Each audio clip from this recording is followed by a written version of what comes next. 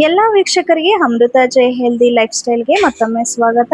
ಇವಾಗ ಮಾವಿನಕಾಯಿ ಸೀಸನ್ ಆಗಿರೋದ್ರಿಂದ ಒಂದು ಮಾವಿನಕಾಯಿಂದ ಒಳ್ಳೆ ರೆಸಿಪಿ ಮಾಡೋದು ಹೇಗೆ ಅಂತ ನೋಡೋಣ.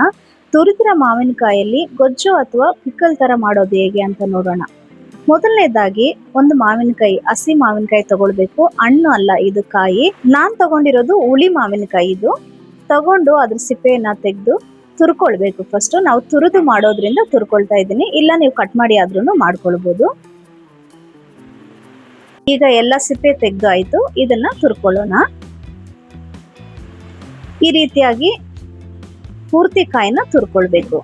ನಾನು ಒಂದು ದೊಡ್ಡ ಮಾವಿನಕಾಯಿ ತಗೊಂಡಿದ್ದೀನಿ. ಒಂದು ಮಾವಿನಕಾಯಿ ಅಳತೆಗೆ ನಾನು ಹೇಳ್ತಾ ಇದ್ದೀನಿ. ನೀವು ಇನ್ನೂ ಜಾಸ್ತಿ ಬೇಕು ಕ್ವಾಂಟಿಟಿ ಅಂತ ಹೇಳಿದ್ರೆ ಕ್ವಾಂಟಿಟಿನ ಜಾಸ್ತಿ ತಗೊಳ್ಬಹುದು. ಈಗ ಕಂಪ್ಲೀಟ್ ಆಗಿ ತುರಿದಾಗಿದೆ. ಇದನ್ನ ಒಂದು ಬಟ್ಲಿಗೆ ಸೇರಿಸ್ಕೊಳ್ಳೋಣ.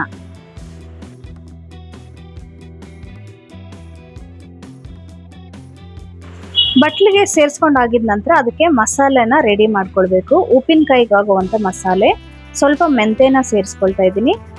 ನಂತರ ಸಾಸಿವೆ, ಅದನ್ನ ಲೋ ಫ್ಲೇಮಲ್ಲಿ ಚೆನ್ನಾಗಿ ಕೆಂಪು ಬಣ್ಣ ಬರುವ ತನಕ ಹುರ್ಕೊಳ್ಬೇಕು.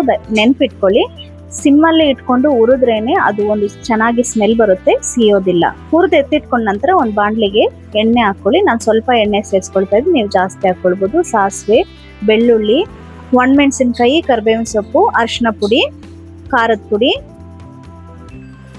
ರುಚಿಗೆ ತಕ್ಕಷ್ಟು ಉಪ್ಪನ್ನ ಸೇರಿಸ್ಕೊಂಡು ಚೆನ್ನಾಗಿ ಎಣ್ಣೆಯಲ್ಲಿ ಒಂದು ಸ್ವಲ್ಪ ಗೋಳಿಸ್ಕೊಂಡು ಇದಕ್ಕೆ ತುರಿದಿರುವಂಥ ಮಾವಿನಕಾಯಿನೂ ಕೂಡ ಸೇರಿಸ್ಕೊಳ್ತಾ ಇದ್ದೀನಿ. ಸೇರಿಸ್ಕೊಂಡು ಒಳ್ಳೆ ಒಂದು ಮಿಕ್ಸ್ ಕೊಡೋಣ.